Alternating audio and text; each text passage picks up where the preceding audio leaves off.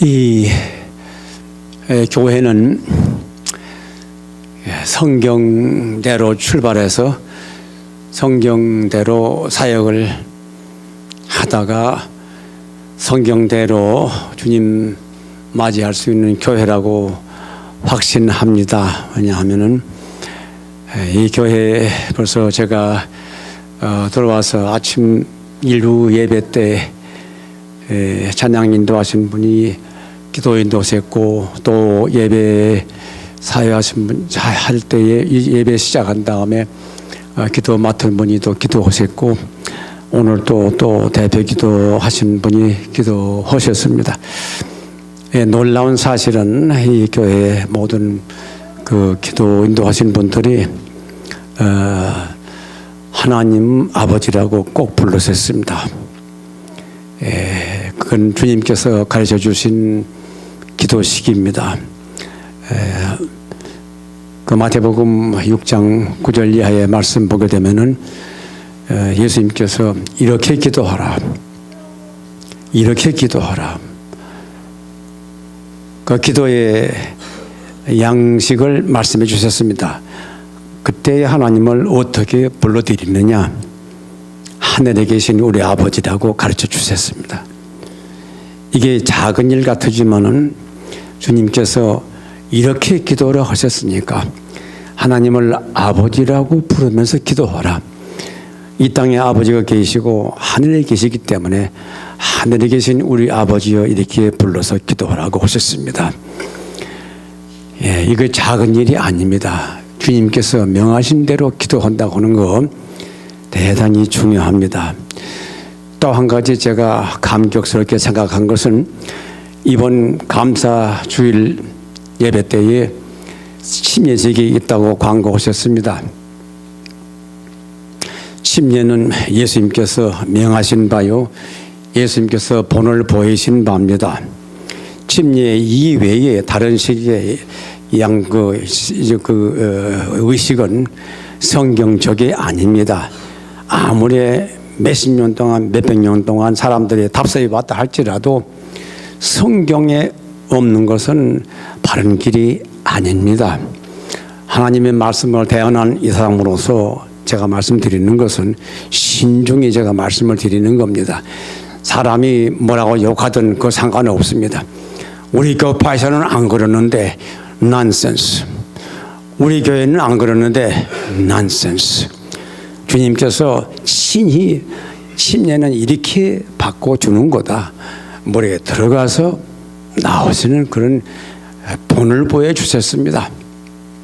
그리고 예수님께서 마지막으로 성천하시기 전에 제자들에게 부탁하신 명령의 말씀이, 너희는 가서 모든 족속으로 제자를 삼아 아버지와 아들과 성령님의 이름으로 침례를 주고, 나 세례가 아닙니다, 침례를 주고, 그 다음에 내가 너에게 본반 모든 것 가르치게 하라, 이렇게 명하셨습니다. 예수님께서 본을 보이시고 예수님께서 명하신 그것을 우리가 소홀히 여기고 역사적으로 우리가 해 나왔는데 잊어버리십시오. 성서를 이탈하기 시작한 그것이 많은 것을 발생시켰습니다. 성서에 없는 것을 갖다가 한 번 어기기 시작하면은 그 다음에 두 번째 어기게 되고 다른 것도 어기게 되고 해가지고서 이제는 성서에 없는 것을 많이들 합니다. 한 번 성서에 떠나기 시작하면은 걷잡을 수가 없는 논리의 연장이 되는 것입니다. 그래서 나는 너무너무 감사해요. 성경대로 침례를 베푼다. 주님께서 다시 오실 때에 살아남아 있을 교회는 성경대로 믿음 생활하는 교회뿐입니다. 성서에서 어긋나 가지고 편법적으로 유명한 교주가 그렇게 했으니까 교주 따라간다. 그래가지고 예수님 위에 자기 교파에 교주 올려놓고 성경 위에다 가서 자기 교파에 교리 올려놓고, 이거요 예수님 오실 때까지 존속될 교회가 아닙니다. 그때 있다 하더라도 예수님께서 대단히 기뻐하시지 않을 무리지요. 그러나 그때까지 잊지를 못합니다. 그래서 저는 평생을 침례교회 목사로서 이렇게 사역하다가 지금은 이제 명색이 뭐 은퇴했다고 그래서 물러서 앉아 있는 사람인데, 성경대로 나가는 교회를 보게 되면은 너무 기쁘고요, 힘이 생기고 거기에 대한 소망을 느끼게 되는 것입니다. 사람을 기쁘게 하려면 이런 소리를 하면 안 돼요. 그러나 제가 하나님의 종으로서 하나님을 기쁘게 해드려야 되죠. 사람을 기쁘게 할 수는 없습니다. 오늘 제가 순종의 축복에 대해서 말씀을 드리겠는데, 순종의 축복이라는 것이 무엇이냐 이렇게 물어보실 때에, 순종에서 나오는 축복이라는 그런 뜻입니다. 순종에서 나오는 축복이라는 뜻이죠. 그러니까 먼저 순종하고 축복은 그 다음에 나온다는 말이죠. 그래서 요새 잘못하면 축복부터 앞세우고 돌아다닌다 사람들이. 부흥집회 가보세요. 주의 이름으로 출합니다 하면 아멘이 확 나옵니다. 무슨 말인지도 모르고 앉아가지고 하는 소리죠. 그리고 또 의뢰이 무슨 말은 뭔지 한참 해놓고서 출합니다 하면 아멘 나오니, 그 출합니다 하는 그 말이 하나의 신호가 되어 있어요. 아멘 나오게 만드는 신호라고. 그 바탕 쾅 들으면 아멘 안 할 수가 없고, 와 아멘 나온다고요. 그 재미로 또 뭐 그냥 막 신나게 설교를 하고요, 뭐 야단을 꾸미죠. 그렇죠? 먼저 순종하면 축복은 따라오게 되어 있기 때문에 순종에서 나오는 축복이라, 그런 뜻으로 제가 오늘 이 말씀을 드리려고 하는 것이에요. 그냥 말재주가 없기 때문에 여러분 자세히 들으셔야 무슨 말인지 아실 수 있을 거예요. 구원이라고 하는 것은 믿음으로 받습니다. 공로 없어도 예수님 나 위에 죽으신 그 사실을 믿고 나오면은 구원이 그 사람에게 주어지는 것입니다. 모든 사람이 죄를 졌는데 죄인 때문에 예수님이 죽으셨으니까 모든 사람이 예수 죽인 자지요. 저는 예수 죽인 자입니다. 저 때문에 예수님 죽으셨으니까 나는 예수 죽인 자예요. 할 말이 없어요. 까불지 말라 말이야. 알면 네가 얼마나 알아? 일을 했으면 얼마나 했어? 너 예수 죽인 자야. 그 생각하면은 할 말이 없는, 한참 떠들다가도요 말을 갖다가 그칠 수밖에 없는 거예요. 그 예수님, 세상 죄를 지고 가신 하나님의 어린 양 예수님을 갖다가 믿을 때 나 때문에 죽으셨다 그 사실을 믿고 주님 앞에 나오게 되면은 그 믿음으로 구원 받는 것입니다. 그러나 축복은 순종으로 받는 것이에요. 구원은 단번에 받고 축복은 계속해서 받는 겁니다. 평생 동안 구원은 잃지 않습니다만은 축복은 이룰 수가 있습니다. 복은 받을 수 있고 못 받을 수 있는 거예요. 막년에 아프리카 선교사로 나갔던 헨리 리처드 목사님, 그분 저는 만나본 적도 없고 전 세계의 분이니까, 그렇지만은 그분에 대한 얘기는 책에서 읽어보았습니다. 그분이 원주민들을 상대로 해갖고 성경을 가르쳤어요. 일주일에 한 번씩. 근데 한꺼번에 10절씩을 가르쳤습니다. 그리고 끝에 가서는 반드시 그 가르치는 말씀대로 행하라고 당부까지 해서 돌려보내곤 했었습니다. 그러다가 어느 날 누가복음 6장 30절을 가르쳐야 되는 처지에 와 있었습니다. 그 말씀 와서는 주저가 되는 것이요. 가르쳐야만 되겠는데 가르칠 수가 없어요. 가르치면 큰일 나게 생겼거든요. 무슨 말씀이 하게 되면은 무릇 내게 구하는 자에게 주며 내 것을 가져가는 자에게 다시 달라 하지 말라. 무릇 내게 구하는 자에게 주며 내 것을 가져가는 자에게 다시 달라 하지 말라. 만약 이 말씀을 그대로 가르쳐주고 그대로 행하라고 한다 치면은 뭐가 되게 생겼어요. 안 그래도 그 서양서 봐가지고 아주 번질번질한 가구 같은 건 놓여 있고 이 눈 자꾸 욕심 나는데 가져간 거 따라하지 말고 가다가 가져가라고 했단 말이요. 그러면 뭐 뻔한 거 아니겠어요? 그래서 그것까지 가르치질 못하고 27절로 다시 돌아가가지고 29절까지 가르치고 또 그랬어요.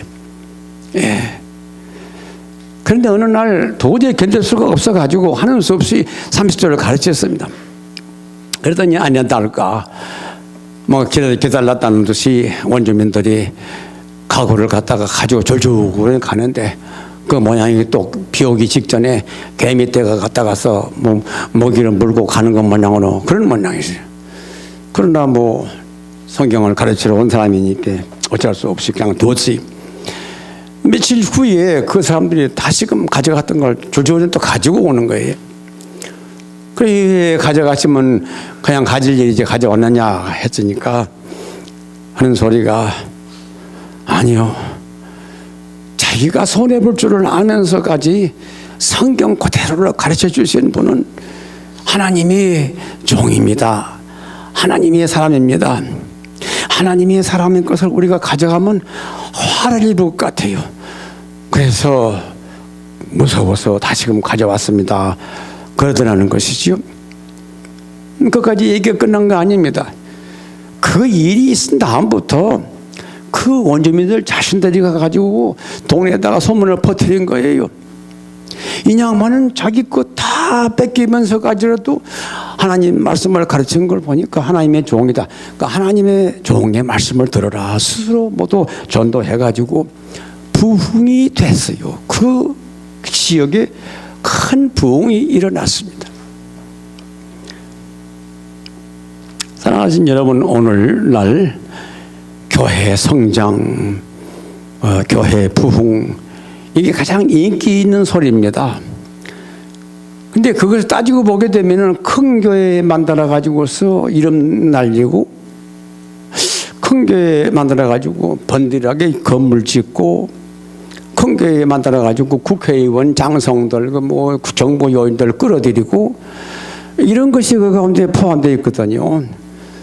그러나 제대로 순종하라고 가르치는 그런 교회는 많지를 못합니다. 왜? 그 소리 하면은 다 도망간다고요. 밖에서 도둑질 해먹고 와서 또 교회에 앉아있으면 뭐 직분 주는 걸요. 바르게 살아라 순종을 하게 되면은 물론 특별히 그 돈 잘 버는 사람들 말입니다. 거물급들 앉을 자리가 없는 거예요. 그들 도망가면은 교회에 수입이 줄어들잖아요. 그 교회에 장관 나간다는 말 듣고 따라 나왔는데 장관 안 나오게 되면 우르르 한때가 나가버릴 거 아니겠어요. 그래서 그런 소리를 못합니다. 복 받으라, 복 받으라. 예. 이렇게 주장을 많이 하게 되는데, 심지어는 한국의 큰 교회 이름 따가지고 미국 와서도 막 그냥 그 이름을 바꾼다고요. 재미스러운 것은요, 그 이민교회 목사님들 잘 자라는 교회들 많잖아요. 한국만 갔다 오면 교회 이름 바꾸네. 그대로 옮긴다고요. 여기 이상하다 해가지고 나가보니까 한국 가그 이름이 있더라고. 이름 바꾸면 큰 교회 된 줄 알고 그렇게 되어가지고 큰 교회 만들면 아무 소용 없어요. 또 유명한 사람 갖다 카피한다고요. 어조까지 닮아가지요. 그렇죠. 그 사람 식으로 또 한다고요. 예. 믿습니까? 해야 그것이 갖다가서 뭐 이제 제대로 표준 말인데 믿습니까? 그런다고. 그 사람이 유명해지니까 말이에요. 그래서 하는 것이 그 표준 말이거든요. 근데 그 사람이 갖다가 좀 이상한 소리를 그래셔 그러니까 따라가지고 그 사람 본따 가지고 돌아다닌다고. 왜냐하면 그러면 부흥이 되는 줄 알고. 아니요. 교회 부흥, 교회 참 성장은 교인들이 성경 말씀에 순종하는 거예요. 교인들이 예수님께 순종하는 거예요. 바울 선생님께서 고린도전서 11장 1절에서 말씀하셨습니다. 내가 그리스도를 본받는 자 된 것 같이 너희는 나를 본받는 자가 되라.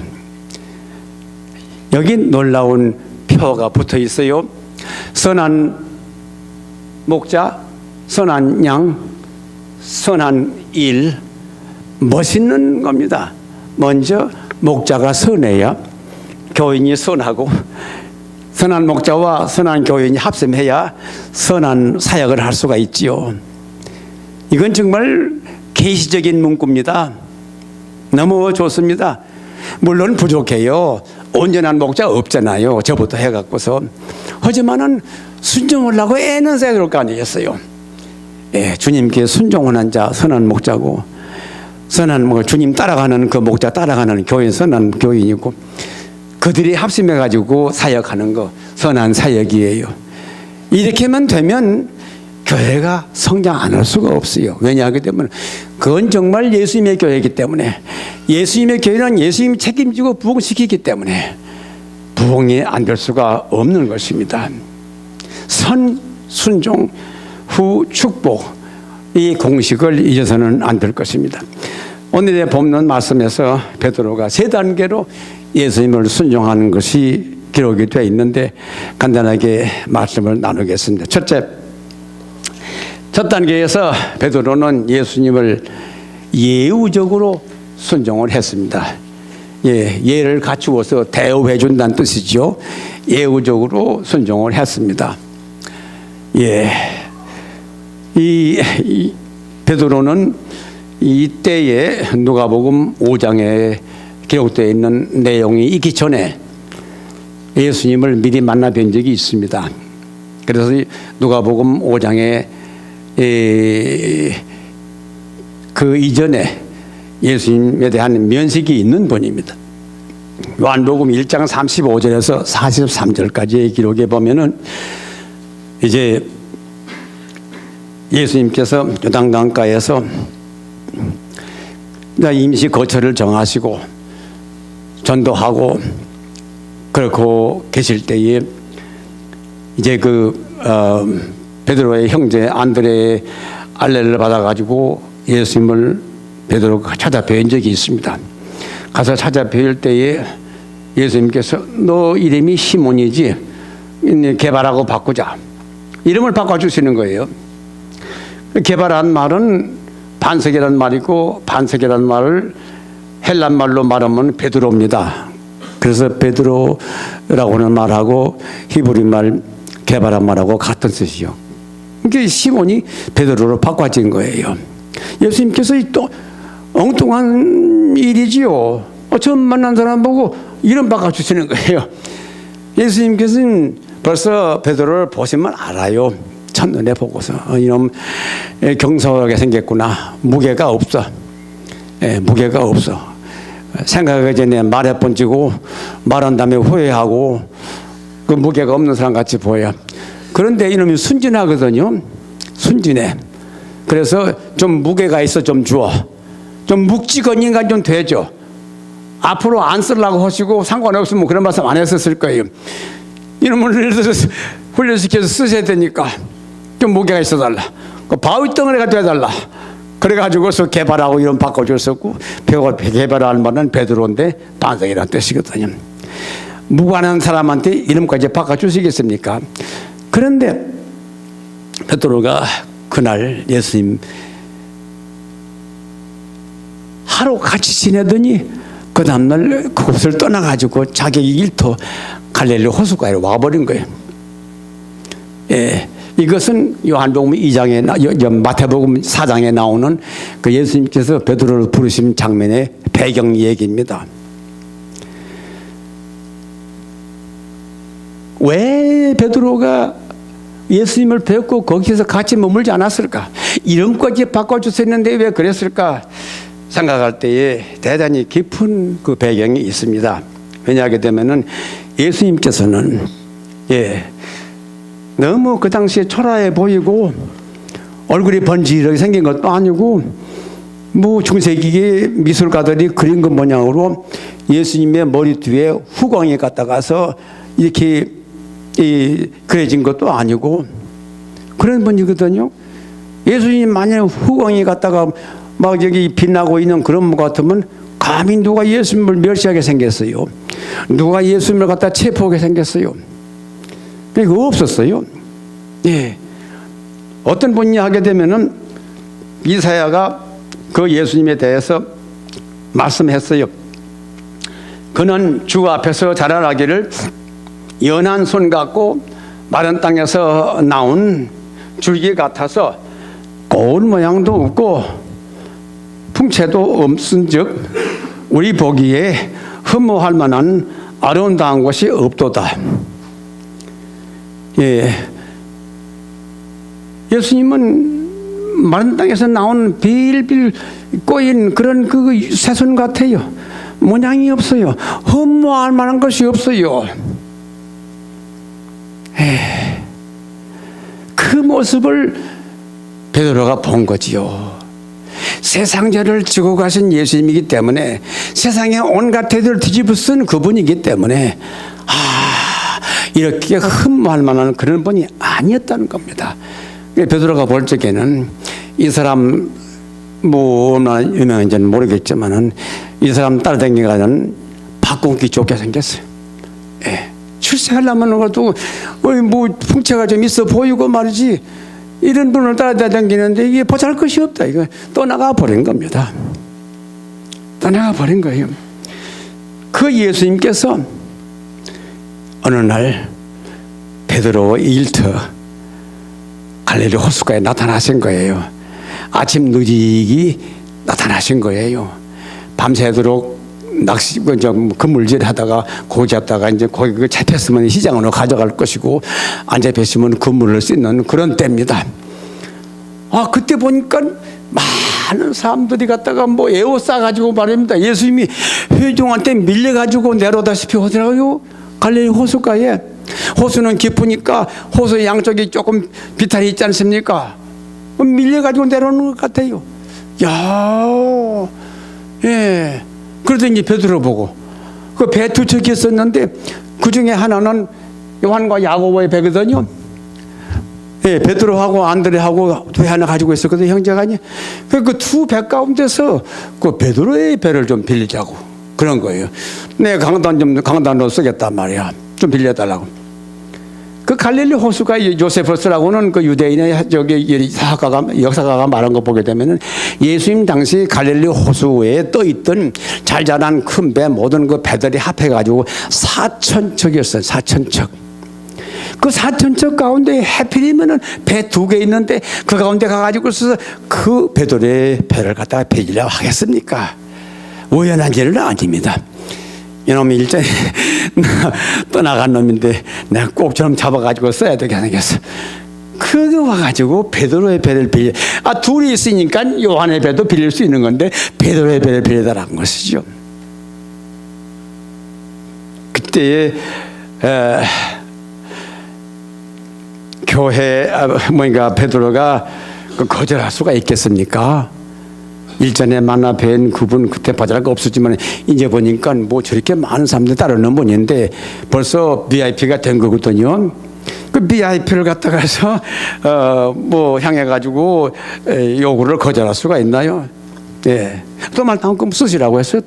예수님께서 배에 딱 오르신 다음에 조금 떨어지게 하신 다음에 육지에 와서 있는 그 회중을 바라보고 무슨 말씀인지는 모르겠어요. 설교 한참 하시고 난 다음에 베드로에게 어땠습니까? 그날 저녁에 아무것도 못 잡았으니까 빈손으로 갈 수가 없잖아요. 그래서 우리 같으면은 배 좀 쓴 대가로 아마 했을 거예요. 저 깊은 데 가가지고서 그물 내려라. 예수께서 그렇게 부탁하셨을 때에, 명하셨을 때에 베드로는 이 체면상 예우적으로라도 순종하지 않을 수가 없었습니다. 순종하지 않을 수가 없었어요. 그런데 그때의 순종은 예우적이라고 하는 거.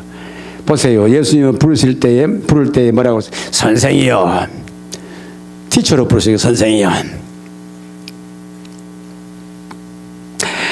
우리들이 밤이 맞도록 수고하였으나 잡은 것이 없지만은 말씀에 의하여 금을 내리겠습니다. 이 말씀 가운데는 뭐냐면 고기 잡는 원칙은 선생님 어긋났어요. 예, 선생일지는 모르지만은 고기 잡는 데는 모르시는 분입니다. 그러나 어떡합니까? 선생님이 말씀하시니까 말씀에 의지해서 금을 내리겠습니다. 금방 금 내리면 뭐가 무너집니까? 예? 한마디 꼭 대고 하고서 그 순종하다니요. 들어보세요. 그물 말씀에 해석한다고 해석해 보게 되면은 나는 어부요, 당신은 목사요. 갈릴리 나사렛에서 사는 목수의 아들다가 나중에 목수 돼 가지고서 벌어먹다가 이제 나선 사람인데, 목수인 당신이 어부인 나에게 고기 잡는 걸 말씀하시는 겁니까? 난센스.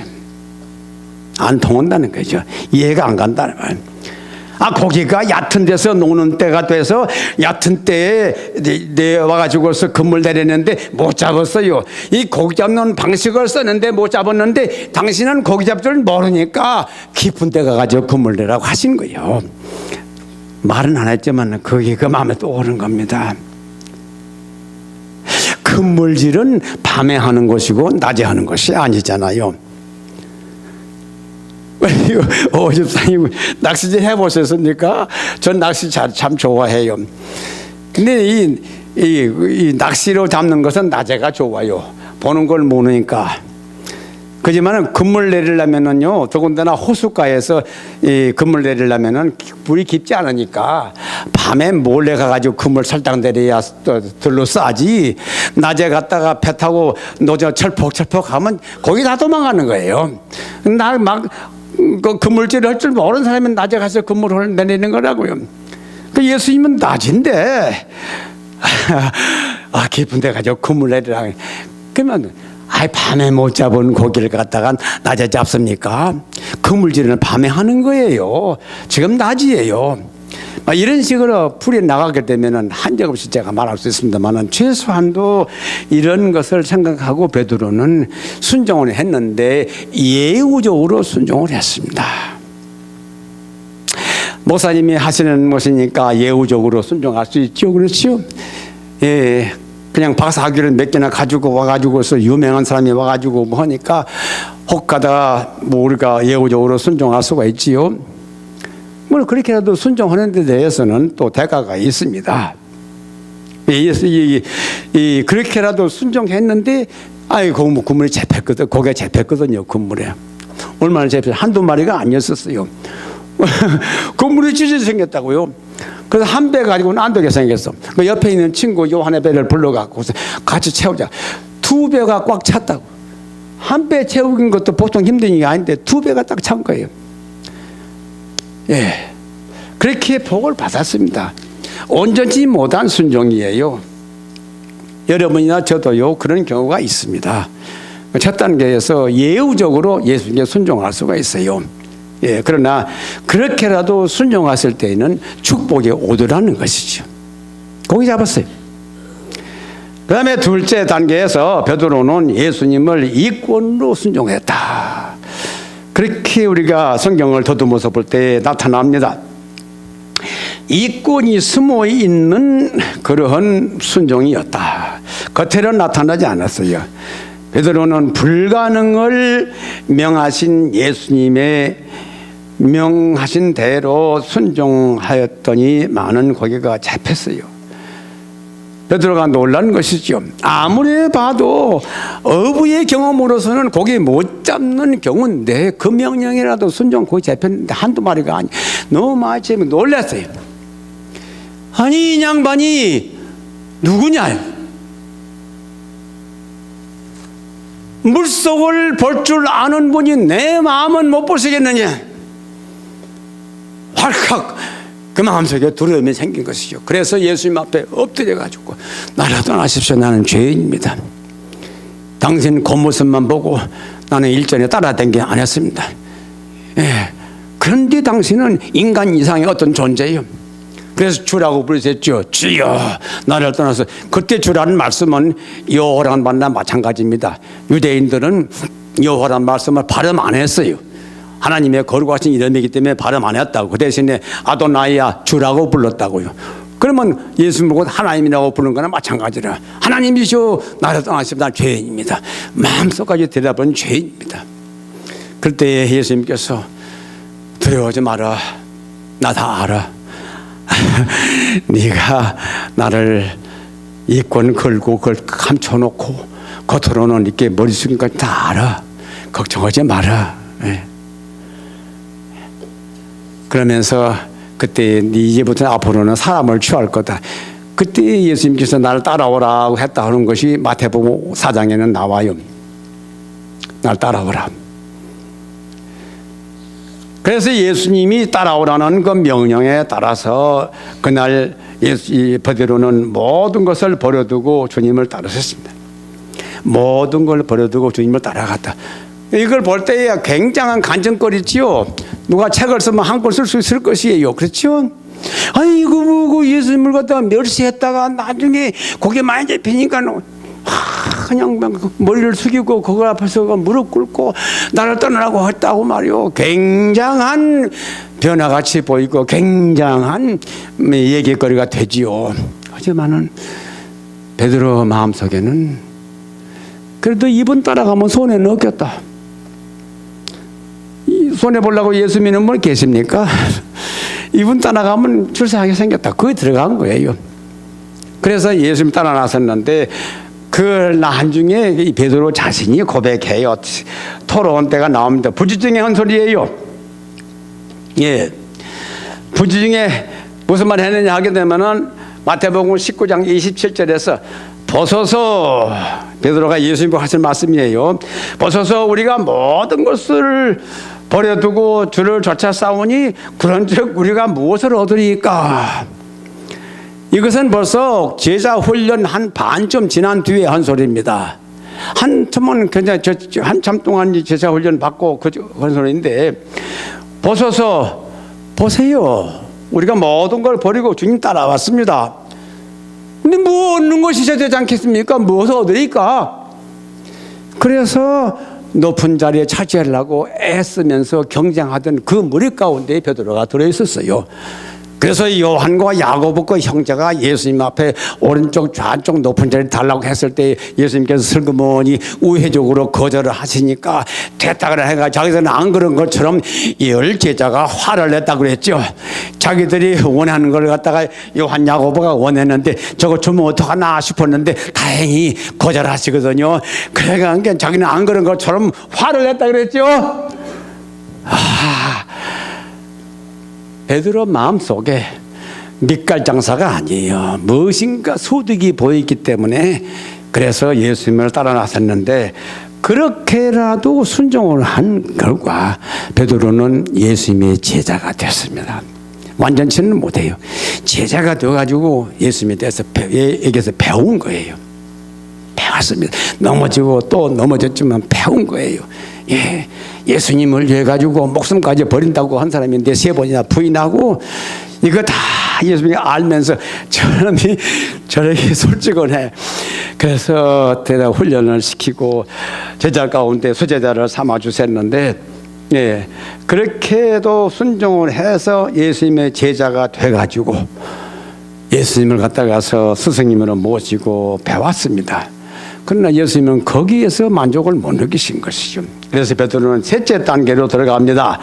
그건 뭐냐 하게 되면은 말없이 순종하는 거예요. 순종의 멍에집이 생긴 거예요. 너는 내 멍에를 메고 내게 배우라 했는데 처음에 멍에를 씌워놓으면 송아지가요 뭐 펄쩍펄쩍 뜁니다. 저는 농부해야 되기 때문에 소 질지는 건데 알아요.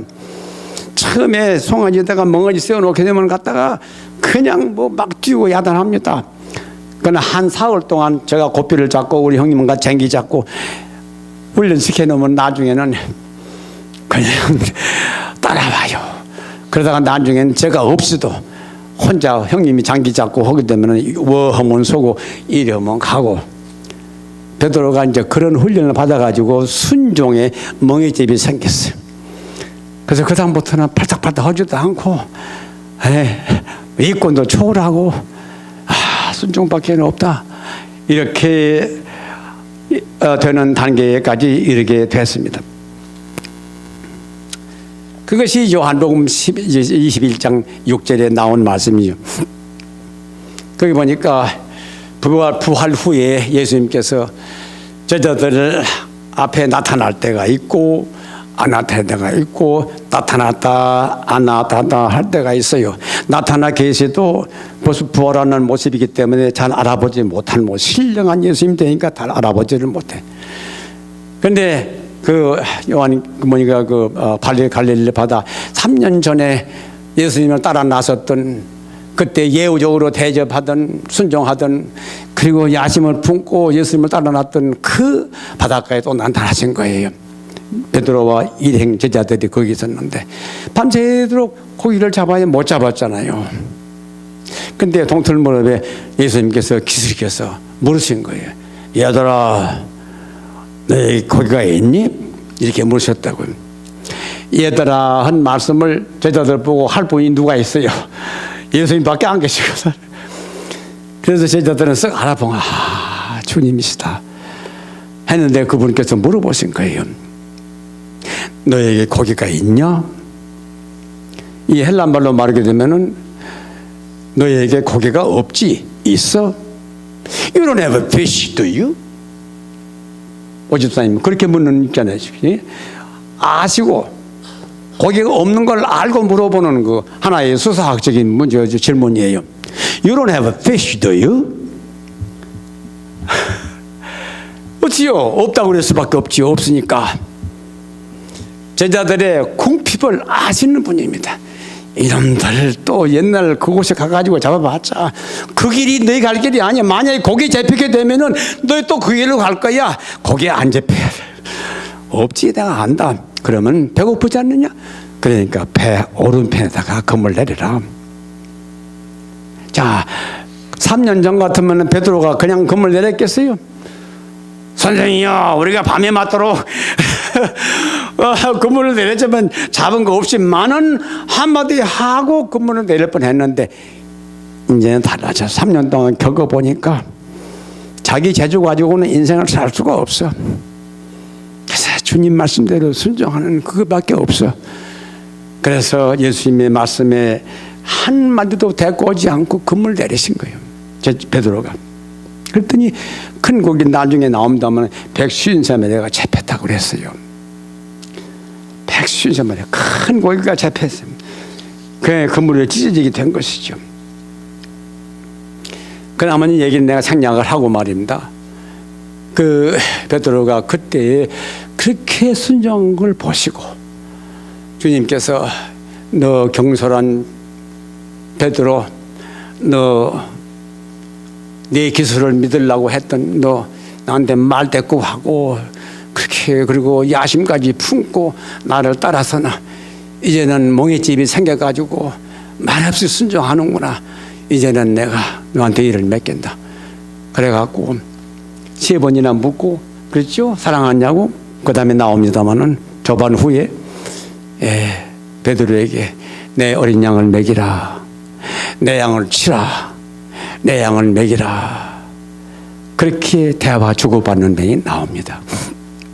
끝에 가서 예수님 말씀하시기를 내가 젊어서는 임의로 띠뛰고 다녔지만은 늙어서는 내가 스스로 띠뛰지 않고 다른 사람이 띠띠울 것이다. 묶을 것이다. 그 말이죠.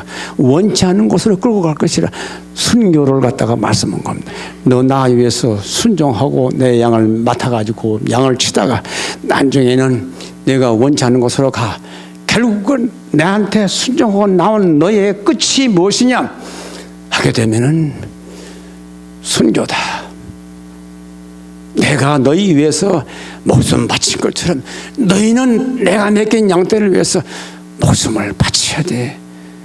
예수 잘 믿었다고 그래가지고 막 높은 자리 차지하고 그게 아니다. 내가 죽는 길을 가서 그런 너희도 죽는 길을 가야 돼. 출세라고 생각하지 마라. 무서운 말씀이죠. 그러나 은혜스러운 말씀이죠.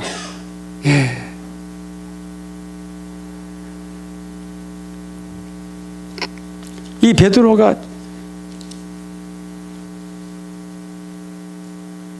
야심을 품고 이권을 품고 출발했을 적에는 무엇인가 얻으려고 했었어요. 근데 완전히 순종하고 예수님께 이제 양까지 맡아가지고 목양녀가 됐을 적에는 완전히 자기를 죽이고 예수님을 따랐어요. 그래서 그는 교인들이 갖다가 전답을 팔아가지고 그 값을 발 앞에다 갖다 놓고 마음대로 쓰시라고 했을 때 한 푼 먹지 않았어요. 먹지 않고 댕기면서 뭐라고 말씀해? 은과 금은 내게 없다. 내게 이것을 내게 준다. 안진뱅이 일으킬 때에 은과 금은 없어요. 베드로 돈 번 사람이 아니었어요. 목회해가지고 돈 벌지 않았어요. 허나 그에게 능력이 있어가지고 안진뱅이를 일으키는 능력이 있어가지고 그는 큰 일을 했습니다. 예수 잘 믿으면 돈 번다. 그거 잘못된 겁니다. 예. 그럴 수가 있겠지만은 그걸 목적으로 해서는 안 돼요. 예수 잘 믿으면 배설한다. 그러니까 국회의원들이 갔다가 출마해놓고 선거 기간 동안에 굴국에 찾아가가지고 함나 다 흰봉투 올려놓으면 목사님은 또 그거 가지고 광고해주고 이건 나 많이 봤어요. 집사님. 그게 무슨 짓입니까? 그게 그렇게 되는 것이 아니요. 예수님 잘 믿으면 여러분께서 높은 지위, 하나님 보시기에 높은 지위 얻을 수 있어요. 전도 많이 하고 자산은 못 모았지만은 하나님 칭찬 듣는 거 두고 갈 자산 뭐 하겠습니까? 은과 금은 내게 없다마는 내게 건 내게 준다. 그 베드로 순종의 결과가 결국은 순교로 바꿔졌습니다. 그러나 그 사람은 지금도 만민의 추앙을 받고 있지 않습니까? 예, 사랑하시는 여러분, 말씀을 정리한다면은 순종은 축복의 길입니다. 축복은 꼭 물질적인 것만이 아닙니다. 하나님 나라에서 높이 인정받는 것이 큰 축복이죠. 성경이 보장해 주는 축복입니다. 순종의 축복은 가장 온전한 축복의 표본은 어느 사람에 있지 않고 예수님에게 있습니다. 사람은 변합니다. 어저께 참 존경의 대상이 됐던 분이 오늘날 나는 신문 나와가지고 그냥 매장이 되고 그렇지 않습니다. 예수님식으로 순종하는데 이건 뭐냐? 죽기까지 순종하는 것을 우리가 숨 거둘 때까지 순종하는 것이죠. 사랑하신 여러분, 예수님은 여러분과 제 죄를 지시고 십자가상에서 죽으실 때 자기를 비웠습니다. 겸손했습니다. 이 겸손이라고 하는 것이 순종의 기반이 되어 있습니다. 내가 나로라, 내가 많이 안다, 이것이 마음속에 차 있으면 순종할 수가 없어요. 많이 안다는 사람들, 똑똑한 사람들 목사님에게 괴로움 많이 줍니다. 예, 이것만 생각해가지고서 말이요, 내가 무슨 공학을 해가지고 박사 받았는데 말이야, 고루하게만 성경이나 읽어가지고 진실로 안 통한다는 거예요. 신식교회는 이렇게 해야 됩니다. 신식은 이래야 됩니다 해가지고 예수님 빼놓고 예수님 믿자고 하는 거, 성경에서 어긋난 거 믿자고 하는 거, 이거 주장하는 분들 많아요. 그건 참 순종이야. 예수님처럼 하나님 아들이시고 하나님이신 그분이 자기를 비웠다. 텅 비워서 무식쟁이 모양으로, 아무것도 모르는 것 모양으로, 전치 바보처럼 아버지께서 세상 죄를 지고 내가 대신 죽어야 되겠다. 내가 무슨 죄가? 아니야, 너밖에는 죄값을 낼 사람이 없어. 십자가상에서 내가 대신 죽어줘야 돼. 내가 죽어주고 모든 사람들의 죄를 갖다가 탕감한 길을 네가 열어줘야 되겠다. 그래서 아버님 앞에 순종해가지고 말단고 십자가로 가가지고 십자가를 지시고 죽으실 때에 여러분과 저의 죄를 지고 죽으셨는데, 제가 낳기도 전이요, 집사님, 제가 낳기도 전입니다. 낳기도 전에 조효인 저놈이 태어나면 요런 죄를 질 놈인데 그놈 죄를 갖다가 미리 걸머쥐고 십자가에 죽어주심으로 인해서 후에 태어난 제가 깨닫고 감사해서 감격해서 주님 위해서 살자 애써보는 이런 사람이 되는 거 아니에요. 완전치 못해야죠. 아직도 시정할 점이 많아요. 은퇴했지만은 아직도 인간 부족한 건 많아요. 그러나 나름대로 그저 주님께서 저희 위해 죽으셨는데 제가 이 일 못하겠느냐? 나를 비웠을 때에 순종이 가능하고 내 것 가지고 내가 참았을 때의 순종이 불가능합니다. 여러분, 자기를 비우세요. 예수님 식으로 순종해야 순종이 가능합니다.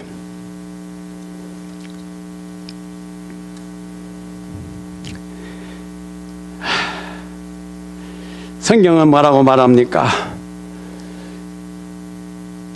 나는 예수님과 함께 십자가에 못 박아 죽었다. 예수님이 가시는 길을 우리도 간다는 뜻이죠. 내가 나로로 한 거 다 십자가에 내놓고 죽어야 돼요. 그 주님께서 십자가상에 죽으시는 그 모습을 여러분 한번 생각을 해보세요. 오 거룩하신 주님, 그 상하신 머리 조롱과 욕에 쌓여 가시관 쓰셨네. 아침 해처럼 밝던 주님의 얼굴이 조롱과 지옥으로 장백해지셨네. 주 당하신 그 고난 죄인 위함이라. 내 죄은 죄로 인해 주 형벌 받았네. 내 주여 비옵나니 이 약한 죄인을 은혜와 사랑으로 널 지켜주소서. 나 무슨 말로 주께 다 감사드리랴. 끝없는 주의 사랑 한없이 고마워. 보잘것없는 나를 주의 것 삼으사 주님만 사랑하며 나 살게 하소서.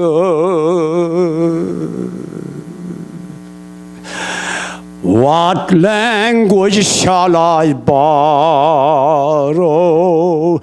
to thank thee, dearest friend, for this thy dying sorrow, thy pity without end. Oh, make me thine forever, and should I fainting be, Lord, let me never, never outlive my love to thee. 여러분, 공백신학, 보수신학, 신식신학, 자유신학, 해방신학, 신학 많지만은 제일 복받는 신학은 공백신학. 나는 아무것도 아니야. 나는 예수 죽인 죄인이야. 자기를 비우고 주님의 명령에 순종하는 이것이 참 우리에게는 복받는 신학입니다. 사랑하신 여러분, 혹시 이 시간요, 여러분 사생활에나 간섭 없지 않아요. 그렇지만 여러분은 아세요. 어느 면에서 여러분이 주님께 순종을 못하고 있는가? 여러분은 아세요. 그 순종을 하시려면은 여러분은 비우셔야 됩니다. 주님을 본받아서 자기를 비워 주님 앞에 그 순종까지를 하셔야 여러분의 삶이 참 기쁜 삶이 됩니다. 이런 축복을 다 받으세요. 아멘.